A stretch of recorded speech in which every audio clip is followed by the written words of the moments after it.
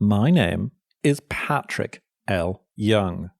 This was the week where St. Me's Day was a victim of lockdown and where markets were forcibly shut, which led to a robust "we're staying open" message across the parish, and much more. Welcome to the Bourse Business Weekly Digest. It's the Exchange Invest Weekly podcast.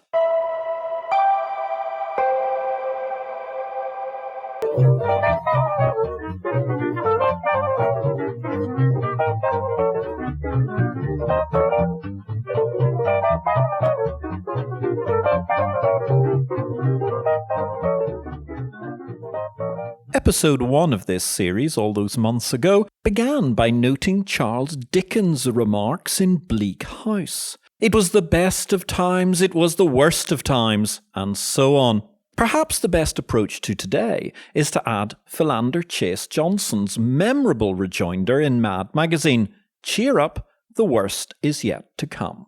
NYSE closed its floor, LME shuts the ring. It's a final farewell, at least temporarily, to the world's market floors and many other arcades of trading. The Spanish regulator gives their green light for 6BME and much more, while the Philippines closed and then reopened their markets. Those are just a few of the highlights in this bumper weekly review of the Bourse business based on the unique parish newsletter Exchange Invest.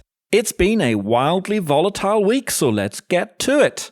Another good week in operational terms for the parish. That was what I led my parish notes with this week. It was a week of remarkable uptime. The one loser was, alas, Australia, where generations of poor management foresight has seen the ASX apparently having to cower behind regulatory fiat to resolve their aged settlement system being unfit for purpose. As the new thing remains under wraps, far from even being in a long-standing beta, it seems. There was a message to our community penned by Adena Friedman of NASDAQ on LinkedIn, and it was truly a praise the Lord moment. Of course, praise the Lord pertains to your own personal belief sets and whichever deity or non-defined entity you prefer. Anyway, Adena's welcome industry intervention marked a leadership moment to say a prayer, ditto, for fearless women.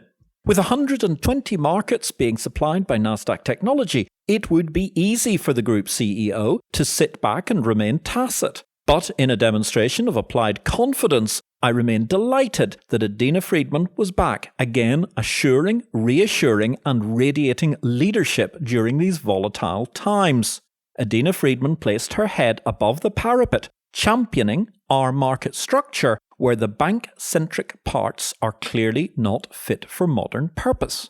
We need, as a parish, to push for the ongoing reform that makes markets better and not merely the playthings of narrow vested interests. Elsewhere, we had typically calm messages of sensible, pragmatic and calming leadership from Charles Lee, while the Intercontinental Exchange offered a typically professional statement that all its operations were just tickety-boo around their global empire. As SEC Chairman Jay Clayton put it, markets should continue to function in times like this. Amen. Clearly, the worry in the parish is that the anti-free marketeers might win by closing our markets. It does not help that some misinformed folk who ought to cheer on the parish are aiding the forces of darkness and panic. Meanwhile, the ASX has landed itself in a pickle of its own making. It looks like the onion being unpeeled inferred a company whose chaotic attempts to maintain their monopoly stranglehold on settlement via chess is profiting by making a naked leap into DLT land, which has not merely failed to deliver so far, but actually opens to question just whether ASX is truly a viable long-term steward of the settlement business. Nobody, so far as I can recall, on Sydney's George Street has ever supported the digital asset implementation being challenged by ASX. Rather, it has provoked outright hostility from everybody I have spoken to.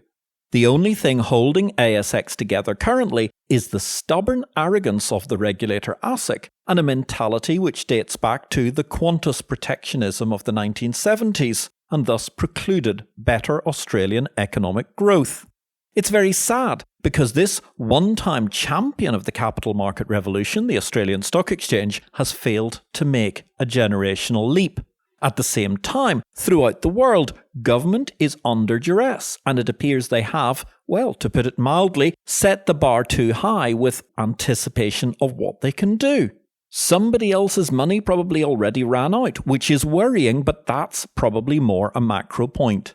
The parish is setting the bar sensibly, and it was good to see coherent pushback from across the world at the idea of closing markets. Clearly, that worry remains, if nothing else because there are too many Western blobsters who are all too frequently proving so inept at messaging in the higher political and central banking sphere. Meanwhile, amongst our industry associations, FESE is notably coherent amongst industry associations. Markets must remain open, and the parish is doing a great job securing this uptime.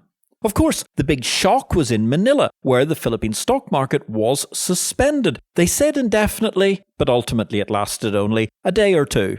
The bond market and the Philippine Stock Exchange, now trading remotely, are active again as I record this podcast. Something I appear to have got the wrong way round during this week's subscriber pith in the Exchange Invest newsletter was that original shock story.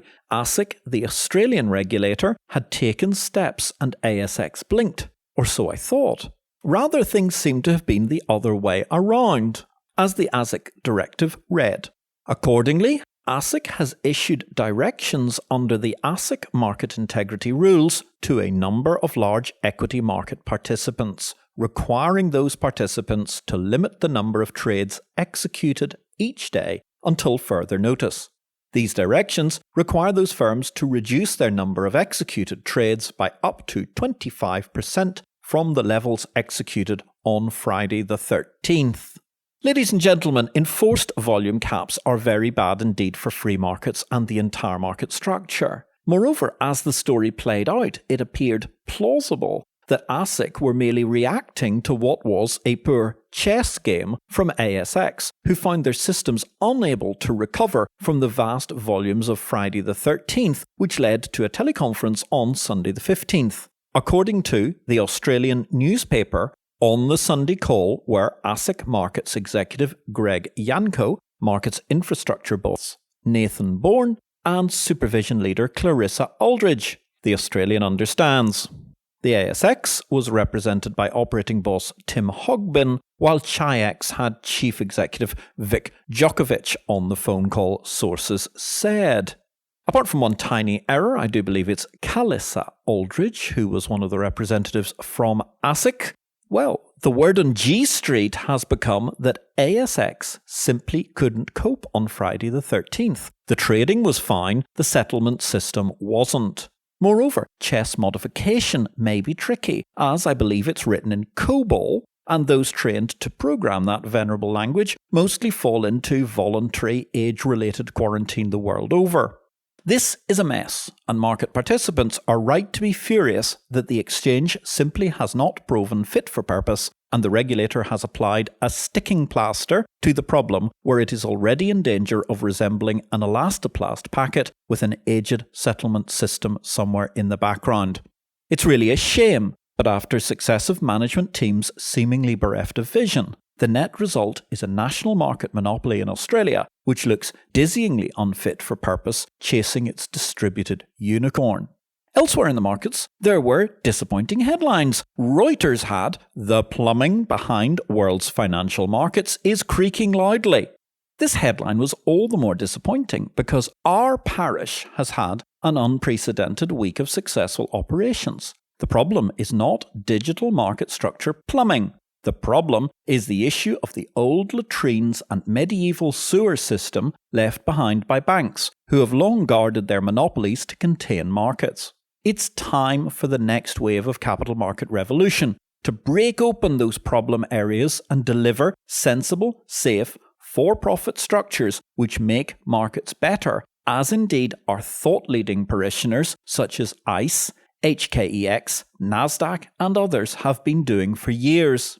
Even those with floors, particularly the LME's key ring, which has of course been scheduled for shutdown as I speak, The markets have operated well throughout this period of very high volatility, while most exchange staff are working from home and trading halls or floors have been closed, including, additionally, Cboe, Abu Dhabi Stock Exchange, Dubai's DFM, and others, such as the venerable New York Stock Exchange.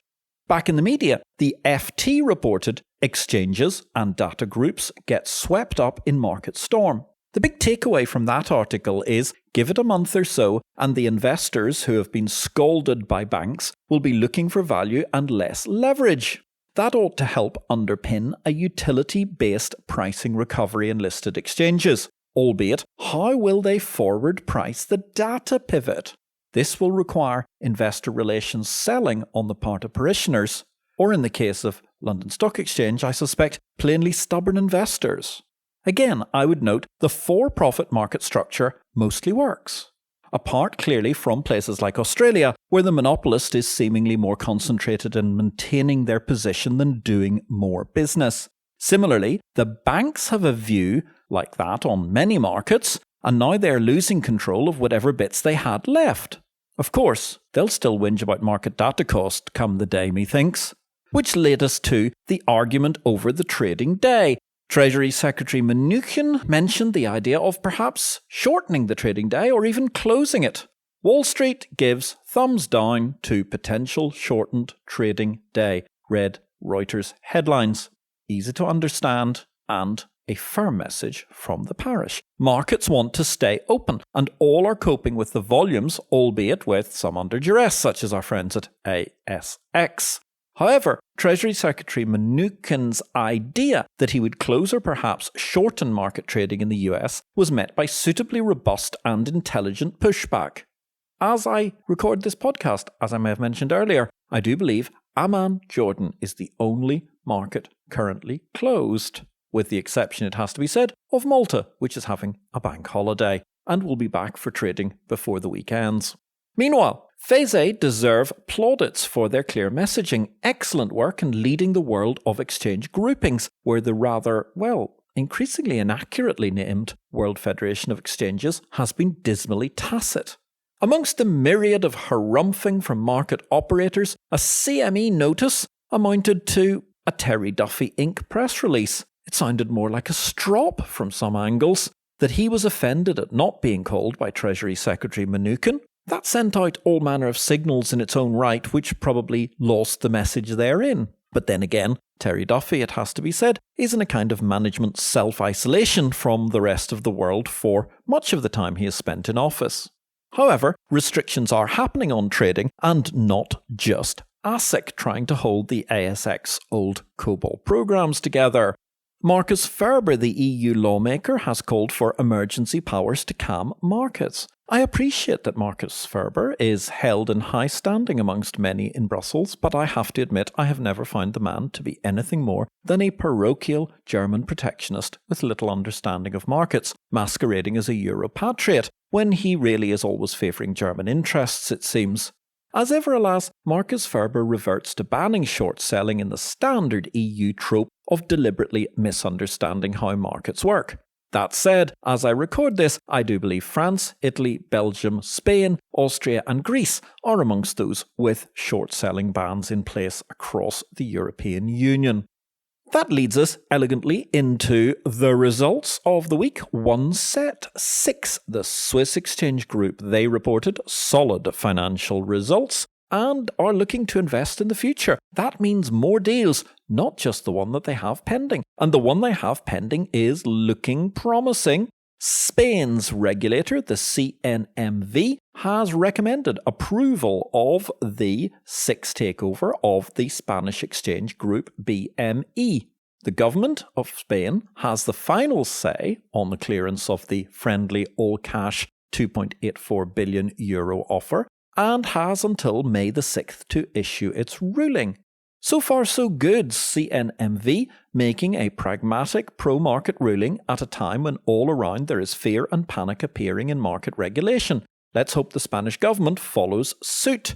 There had been worries earlier in the week that Spain was going to block foreign strategic takeovers, but that news appears to be posited on bidders seeking post-crash value, as opposed to those paying pre-crash values like 6. And given the way the market has come off, that would also seem to wipe out the possibility that Euronext are going to try in any way, shape and form to trump the bid that 6 already have on the table for BME. Other interesting news this week: Backed, the future of cryptocurrency. They closed their Series B funding and they raised $300 million from Microsoft and various other partners. Wonderful news all round. Equally, in terms of permissions, the London Stock Exchange got US approval for their Refinitiv deal. They say they're on track to complete despite EU coronavirus caution. On a normal Tuesday, any of those sorts of stories would have happened to have been the lead story. Such was the busyness of this week in Exchange Invest. So the United States of America have sensibly acquiesced to LSE's Refinitiv suicide note, while the LSE reckons the EU won't delay. Given the new EU Commission has just passed 100 days and marked it with, frankly, impotent indolence, and now there's a crisis on which they can't cope with either, and indeed their major league shibboleths such as freedom of movement have already been instantly abandoned in the fight against COVID-19, I have to suggest the LSE C-suite appears to be feeling somewhat optimistic that they're going to gain regulatory approval, perhaps at the heady airs of working from home. Quite worryingly, on the regulatory front, SEBI are back in interventionist mode. They were seeking various clarifications on the National Commodity and Derivatives Exchange, NCDEX, their initial public offering, which has been slated. Moreover, as we'll hear later, there's a little bit of worry that SEBI might be seeking a national champion in the commodities field, which could actually do huge damage to the NCDEX's future plans. New markets, not a lot happening this week, but two interesting ones. In Zimbabwe, the stock exchange there is forging ahead with moves to broaden the country's capital markets with a joint venture with the Harare Receivables Exchange. Meanwhile, the Yangon Stock Exchange in Burma, Myanmar, they are operated by a joint venture of the government-affiliated Myanmar Economic Bank and the Daiwa Institute of Research, as well as Japan Exchange Group. They're making final preparations to accept foreign investors into the previously broadly closed economy of Myanmar. No week would be complete these days without the mention of Cumex, and verdicts emerged in foreshortened trials for the first two accused. Martin Shields and Nicholas Diable must count themselves incredibly lucky that they've escaped jail thanks to their cooperation with prosecutors. That said, they probably face a financial annihilation in the near future. At the same time, I find myself bereft of sympathy to the Cumex crooks, albeit going after them for not merely their fees earned plus putative damages, but instead, it seems, prosecutors may be going after them for the whole amount lost by the government, does at least seem to offer the accused the perverse solace of ultimately ending up with some form of footnote in the Guinness Book of Records for the size of their future bankruptcies. Elsewhere in Germany, we saw a report this week from the Derivatives Forum 2020 in Frankfurt, which took place a few weeks back. Whatever became of Bergenstock? It seems it sold its soul to Frankfurt and then got eaten alive by Eurex's internal conference organisation. Anyway, for those of you who remember all the way back to, say, 2 weeks ago, lots of people in the industry used to live to attend conventions like this. Meanwhile, it has to be said, if they cancel the banker-centric Sibos Forum, expect the reaction to be like turning off Netflix for the greater population, as is being currently threatened around Europe. Albeit, given the nature of the delegates who attend Sibos, they'll probably only virtually riot on LinkedIn. Cryptoland. First of all, various crypto exchanges seem to have suffered almost perpetual meltdowns as volumes ramped up. Second of all, we saw a collapse in the price of Bitcoin, so clearly it isn't the incredible hedge that many people had argued it might be against economic downturn. However, Binance's CEO, CZ, claims he won't let Bitcoin crash to zero. So at least that answers something. Changpeng CZ Zhao has appealed for calm. I'm wondering, Does the C in CZ also stand for Canute? Thanks for listening to Exchange Invest Weekly. We welcome your feedback. You can contact me directly, Patrick at derivativesvision.com, with any comments. Meanwhile, if you enjoyed this show, we would welcome you giving us a thumbs up, or if you have time, a positive review will always be welcome, wherever you find this podcast. One remarkable event, and it doesn't seem to have been caused by MiFID II, is that the research group and event organiser, as well as analysis entity, Tab Group, closed down immediately in a shock move on Friday the 13th. MiFID II may not have helped, but that analysis, research, advisory and conference boutique is no more. Tab Group, the eponymous vehicle of Larry Tab, closed with immediate effect, apparently eager to avoid any further economic damage. I am very sorry to see a blow for eponymous organisations founded by one man with an incredible knowledge of the markets in which he was expert. Indeed, it's a shocking insight into just how precarious many analysis, consulting, research, event, media entities can be. However, as the week continued, the backstory became the vehicle of much rumour and speculation. Doubtless there is more to come on this story. Tab may have not merely closed down last week, but, rumour has it, the defunct Tab Group collapsed owing considerable sums to various other parties in the parish and perhaps beyond. Meanwhile, already out of those allegedly indebted ashes, apparently arising is a new Larry Tab play, a developing story which I hope the media will pick up on to help clarify. But presumably there will be repayments aplenty before Tab-related entities are deemed appropriate to ply their trade again in advising on public market structure. By the way, Exchange Invest is not a Tab creditor. We never had any business relationship with this unfortunate failure. Nor is, I have to say, in the current marketplace, Exchange Invest endangered like the dead Tab brand. However, if you know of or happen to be a refugee from the Tab forum or wherever and need more market pith to entertain your day, please sign up for the Exchange Invest Daily and don't forget to recommend the Exchange Invest Weekly podcast to anybody looking for the additional content. There's only one daily news source for the business of bourses, Exchange Invest, the exchange of information. Exchange Invest publishes the daily digest of everything in the market structure industry around the world in a user-friendly email briefing format from Monday to Friday. With additional pith by former Exchange CEO and long-standing fintech pioneer Patrick L. Young, yes, that's me, Exchange Invest is the unique one-stop shop for the daily news in markets, market operators and related functions. Exchange Invest is available to subscribers at $200 per user per year or currency equivalent. You can get more details at exchangeinvest.com or email me, patrick at derivativesvision.com. In People News, the highest profile tests for coronavirus of the week were, well, on the periphery of the parish, Michel Barnier, formerly an EU commissioner, of course, overseeing the financial markets, who's now the overall head negotiator for the European Union on Brexit. Alongside him, the head of the Mexican Stock Exchange, Jaime Ruiz Sacristan, both tested positive for coronavirus. All our best wishes to these gentlemen and all parishioners suffering from this and any other lurgies at the moment. Get well soon.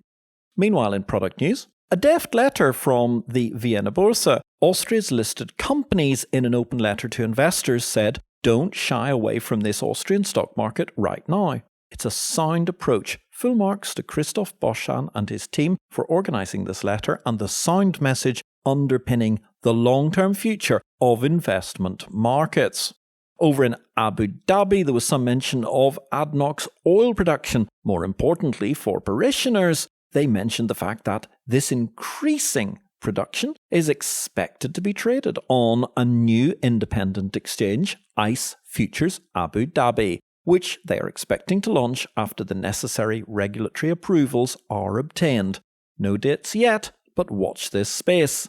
UK property funds are amongst those under pressure in the current market volatility. Many UK funds forced to suspend property assets trading due to coronavirus volatility.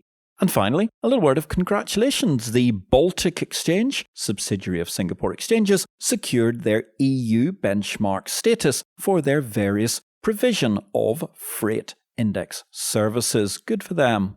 Regulation this week. EU have delayed their stress tests. Hardly surprising, because the simple answer is, are you stressed? Yes, is the answer from every bank across the globe right now, particularly many of those in the European Union. At the same time, there's a bit of a worry because SEBI, as I mentioned at the top of the show, are back in interventionist mode. They're looking at a China-like model, one commodity, one exchange. That could be great news for MCX. It could be terrible news for NCDEX and other competitors. It's rather worrying, or, to put it another way, standard SEBI procedure. Elsewhere, SEBI imposed some quite swingeing fines on 2 different entities for fraudulent trading on the Bombay Stock Exchange's illiquid stock options. And something which more or less got lost amidst the welter of Euro comment given the corona COVID-19 market crisis and ongoing crashette, the AMF, the French regulator, have floated the creation of a European digital lab for security token experiments in financial settlement.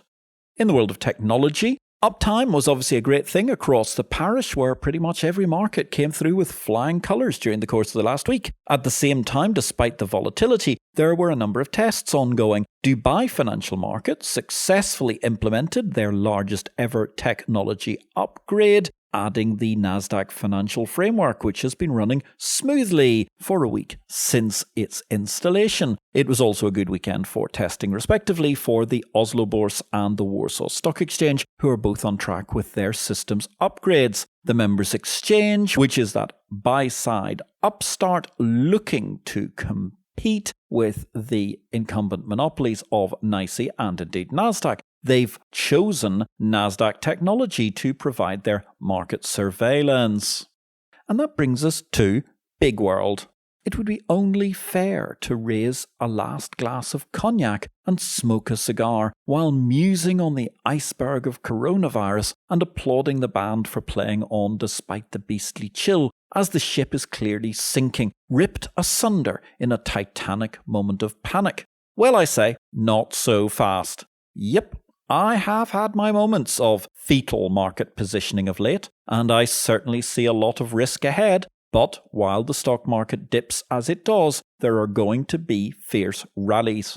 Moreover, I am not so sure the world isn't already working its way around this latest crisis, even as things look relatively bleak. I am not about to preach eternal boom, nor approach the Gordian, or Gordonian, I suppose one might say, after Chancellor Brown, not of proclaiming a Stalinist end to boom and bust. However, the current drop into bear market territory does have the air of dislocation and not death of an upswing about it. For one thing, the energy market pivoted this last week. Now that probably carries Russia into bankruptcy again, but hyper-cheap energy with new reserves coming on stream suggests the biggest restraint on growth is government maintaining full-blown Greta, which will be difficult in the face of an economically restive population. Yes, there are clear losers right now. Italy is probably closer to recycling value than a full payment for ancient Roman assets. However, if that blows Rome out of the Eurozone, what happens next? A lot of volatility, a lot more volatility, but probably a more coherent EU economy as Germany reshapes the euro as a new mark. Make no mistake, I doubt this economic cycle is going to survive. But I am not convinced it is over yet, and that will make for a very volatile year. Plus, the US and the European Union, and many other central banks aside, are throwing everything at this marketplace. In the US particularly acutely, because they're throwing everything at the electoral cycle from 1500 Pennsylvania Avenue. The major risk may not be now, it may be as late as October or November. At the same time, the sun will shine, summer will arrive in the Northern Hemisphere, and those who like sport can watch great past events on YouTube. There's much to be cheerful about, as I am sure many will note, working from their kitchen tables across the parish these days, and looking into a garden they normally only see in daylight at the weekend. And therefore, let us never forget this fundamental truth. as Margaret Thatcher said in a speech to the Conservative Party conference on the 14th of October 1983. The state has no source of money other than money which people earn themselves. If the state wishes to spend more, it can do so only by borrowing your savings or by taxing you more. It is no good thinking that someone else will pay. That someone else is you. There is no such thing as public money. There is only taxpayers' money. Ladies and gentlemen, we are missing Lady Thatcher more than ever as the world stage looks sadly socialist and panicked. As a postscript, in Europe, Swiss and EU authorities are looking to ban or curtail Netflix because they are using so much bandwidth. How now, digital Europe? Oh, and the other thing the blobsters don't get is rob the people of their sport and entertainment. Actually, that's politics 101. Panem et circenses. Bread and games, as the Romans called it. If you have not already, start pricing in political unrest on the mainland continent of Europe in the near future if things don't improve. That, of course, only makes the initial homage to Margaret Thatcher all the more poignant.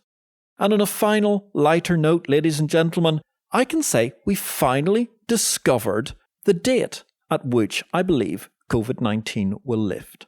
That Friends reunion special has been, at best, prorogued, if not cancelled outright, which at least means I now know how long the COVID-19 lockdown will last. Approximately 1 week less than it takes for me to be induced to start watching the old episodes of this show.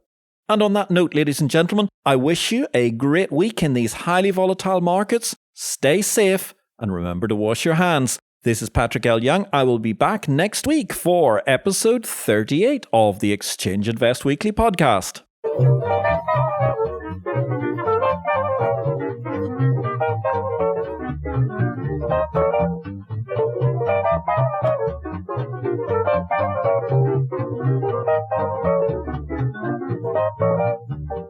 This show relates to the business of bourses. It is not to be construed as investment advice, nor are we making any investment recommendations. Please consult an investment advisor before you make any investments, and for goodness sake, do your due diligence and do not make investments without complying with the regulations in your home state. Exchange Invest cannot be held responsible for any investment decisions made as a result of our program, which is for entertainment purposes only. The material herein is copyright Patrick L. Young at the date of publication, while our music and sound effects are sourced from copyright-free sources. Thanks for listening to Exchange Invest Weekly, the exchange of information.